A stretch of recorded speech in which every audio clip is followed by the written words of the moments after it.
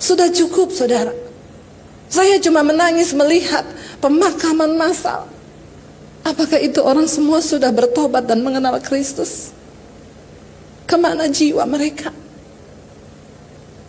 Bahkan sangat menyedihkan. Kemarin ada tetangga saya yang bilang, "Bu, om saya meninggal karena om saya kena, istrinya kena, anaknya kena. Jadi kemarin papanya meninggal, mama sama anaknya masih di ruang isolasi dan tidak ada keluarga yang boleh ikut. Hanya dimakamkan oleh petugas medis." Saudara, kita tidak tahu, tapi saya berdoa mari kita peka. Ayat ini berkata, Tuhan bilang, ketika Tuhan pun yang merancang. Ini Tuhan loh yang merancang, kan dikatakan di sini. Apabila aku merancangkan sebuah malapetaka dan ingin aku membinasakan sebuah bangsa, kata Tuhan. Siapa yang rancang? Tuhan. Bisakah kita mengubah rancangan Tuhan itu? Bisa, kata Alkitab. Waktu kita merendahkan diri dan bertobat. Tuhan bilang, tetapi bangsa yang kepadanya kurancangkan sesuatu yang jahat itu, lalu mereka mau bertobat dan berbalik dari jalan mereka yang jahat. Sebenarnya saudara, sebenarnya cuma satu tujuannya, agar manusia bertobat, kembali merendahkan diri di kaki Tuhan dan menyadari bahwa hidup kita ini tidak ada apa-apanya. Ada orang yang komen di YouTube saya, dia bilang gini, "Bu, kenapa ibu hanya memberitakan kematian? Kasih tahu dong, banyak yang sembuh juga supaya orang gak takut." Saya bilang, sorry ya, saya bukan pendeta yang suka bikin iklan-iklan. Buka mata aja. Saya lebih suka memberitakan, lihat apa yang terjadi. Supaya apa? Semua orang bertobat. Sudah cukup kita dengar yang enak-enak. Sudah cukup gereja memberitakan tentang berkat dan hidup berkelimpahan. Kita kembali kepada pengajaran yang murni, yaitu apa? Bertobat dan senangkan hati Tuhan. Tidak ada cara lain untuk kita bisa menyenangkan hati Tuhan. Tidak ada cara lain selain apa? Kita bertobat dan merendahkan diri di kakinya. Maka Tuhan sanggup membatalkan semua rancangan malapetaka itu. Cuma ketika kita bertobat. Bapak-bapak yang sedang menyaksikan program ini, saya mau bilang, ini bukan secara kebetulan. Mari engkau menjadi imam yang benar di tengah rumah tanggamu. Mari bawa istri dan anak-anakmu datang kepada Tuhan. Saya bilang, ketika ada tanda darah Kristus dalam rumah kita, maka engkau tidak perlu takut. Bahkan maut tidak bisa menyentuh orang yang percaya kepada Kristus. Ya, apa itu maut? Kebinasaan.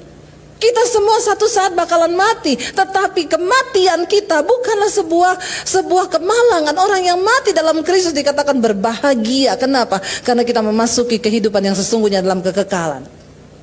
Amin. Ada yang bertanya kepada saya, "Bu, saya cerita saudara, tanda darah itu penting. Seringkali kita ini menganggap itu sepele." Ya, satu saat saya punya teman, dia cerita, ketika itu dia jadi Kristen dan sungguh-sungguh kepada Tuhan. Dan bapaknya ini saudara masih punya ilmu-ilmu hitam, ya, dan percaya perdukunan.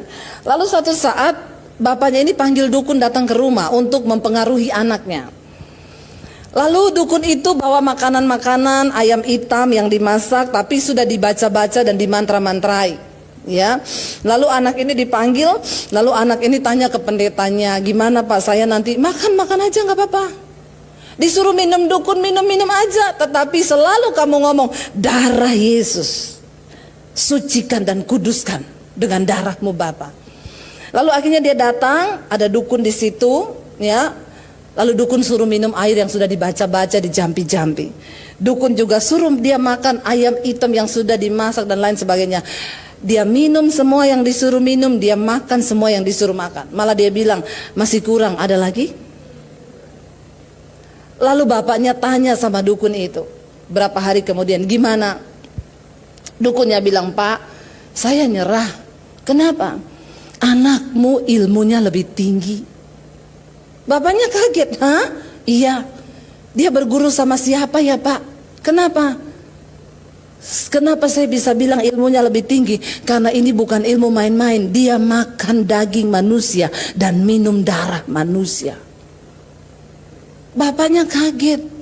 Anaknya dipanggil, ditanya, kamu berguru sama siapa? Itu dukun bilang kamu makan daging manusia dan minum darah manusia.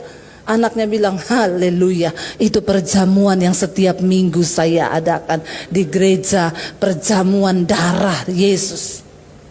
Loh, kita rasa itu biasa, tapi orang yang ada dalam ilmu hitam, mereka bisa melihat dari cara yang berbeda. Lalu kemarin ada yang tanya kepada saya, Bu, ini kan gereja libur, Bu.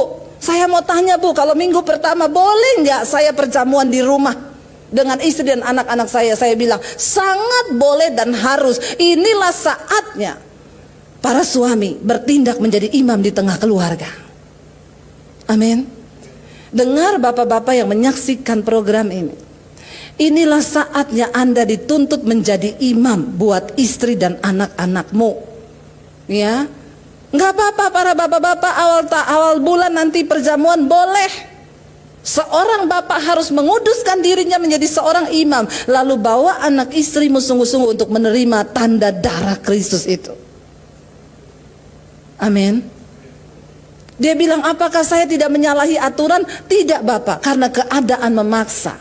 Tidak mungkin Bapak Gembala mau datang dari rumah ke rumah untuk pimpin perjamuan. Atau ikut nanti ada live streaming, saudara sediakan di rumah, ikut di sana. Tetapi Bapak sebagai suami, hari-hari inilah engkau dituntut. Bukan cuma hari Minggu beribadah, setiap malam. Saya dan anak-anak dan suami, kami bergandengan tangan setiap malam. Bahkan anak saya kemarin saya bilang, Dek, makan Dek, dia diam aja. Saya bilang, Dek, Mami udah masak, makan Dek, dia diam aja. Waktu sore akhirnya dia makan, dia bilang, Mami, aku gak makan tadi, kenapa? Aku lagi berpuasa untuk virus corona ini. Saya meneteskan air mata. Anak saya bilang, aku berpuasa, Mam. Aku berpuasa buat orang-orang, aku berpuasa supaya Tuhan tarik murkanya atas semua manusia. Saudara, kita percaya bahwa ketika kita berespon dengan benar, ya, saya tahu Tuhan akan berbelas kasihan. Percuma kita mencoba memutus rantai itu. Sampai kapan ini akan terjadi?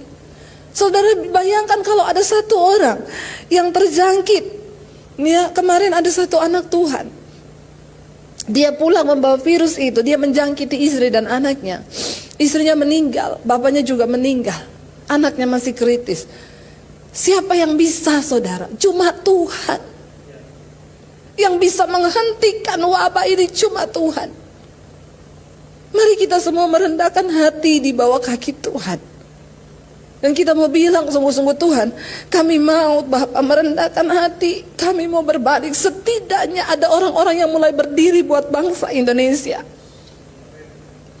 Kita yang membela bangsa ini di hadapan Tuhan. Dan kita mau menangis bersama dan berkata, Tuhan ampuni bangsa kami. Bahkan ampuni kami. Saudara bisa bayangkan kalau di tengah setiap rumah tangga anak-anak Tuhan hari ini mulai terbangun mesbah, mesbah, mesbah dan mesbah, maka itu akan menjadi dupa yang naik ke hadapan hadirat Tuhan. Dan kita mendapatkan hati Tuhan kembali. Bukan dengan persembahanmu, bukan dengan uangmu untuk mendapatkan hati Tuhan. Kita bisa mendapatkan hati Tuhan ketika kita berbalik kepada jalan-jalannya. Ketika kita meninggalkan semua dosa-dosa kita dan kita mau berkata, Tuhan, kami mau berbalik. Kami mau berbalik, Tuhan. Tapi di balik semuanya ini, saudara, saya juga mau bilang buat semua jemaat yang menyaksikan ini, tidak usah terlalu takut. Inilah saatnya kita membuktikan iman kita. Inilah saatnya kita membuktikan keteguhan iman di dalam Kristus. Dan kita mau berkata, Tuhan, kami percaya. Saudara jangan takut. Saya berdoa supaya kalau ada istri yang takut, suami akan menguatkan.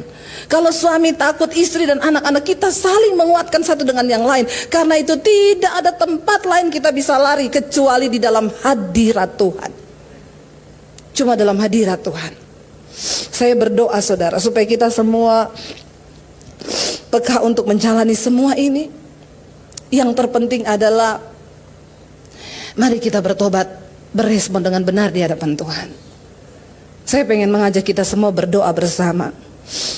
Saya undang imam musik untuk maju ke depan.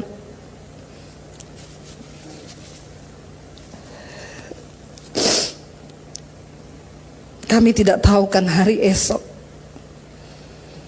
tapi yang kami tahu Tuhan, Engkau yang pegang tangan kami.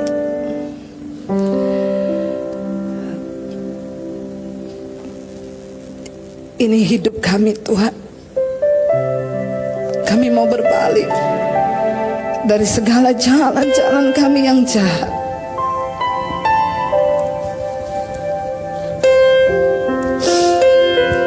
Ajar kami beriman sepenuhnya kepada Tuhan. Mari katakan sama-sama pujian.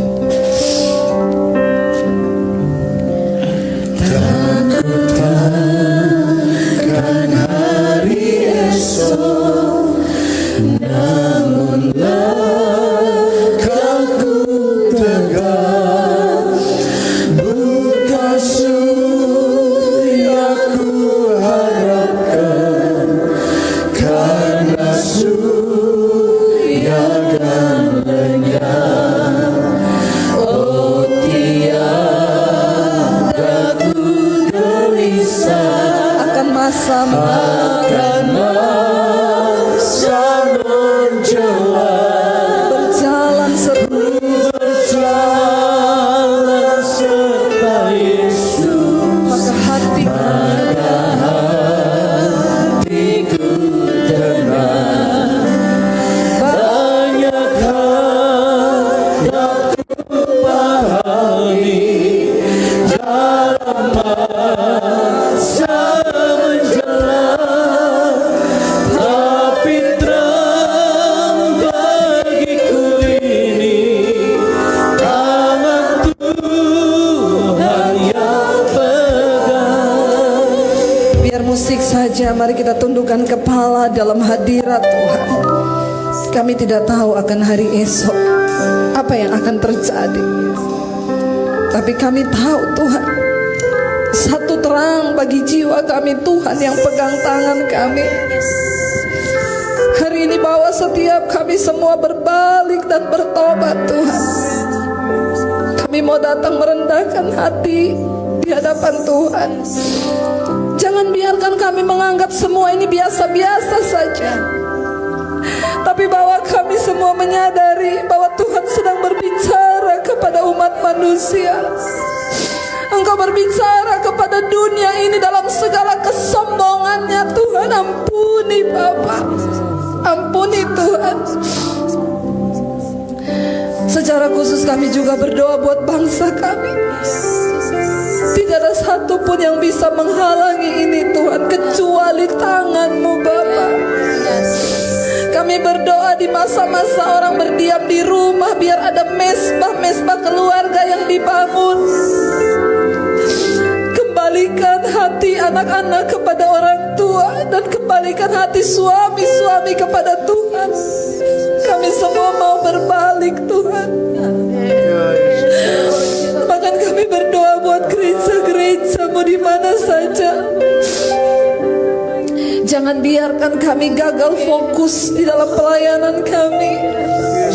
Kami lupa melihat ladang yang sudah menguning. Ada banyak hal yang harus kami lakukan untuk kepentingan kerajaan sorga. Ampuni Tuhan, ampuni Bapa. Mampukan Tuhan, berikan keberkahan bagi semua hamba-hamba-Mu di mana saja berada.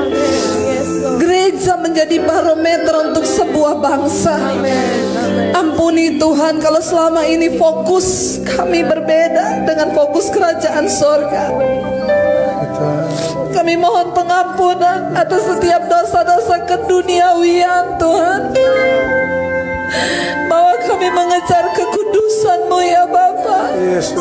Bahwa kami mengejar kebenaran-Mu ya Tuhan. Bawa gereja-Mu kembali kepada hati-Mu Tuhan.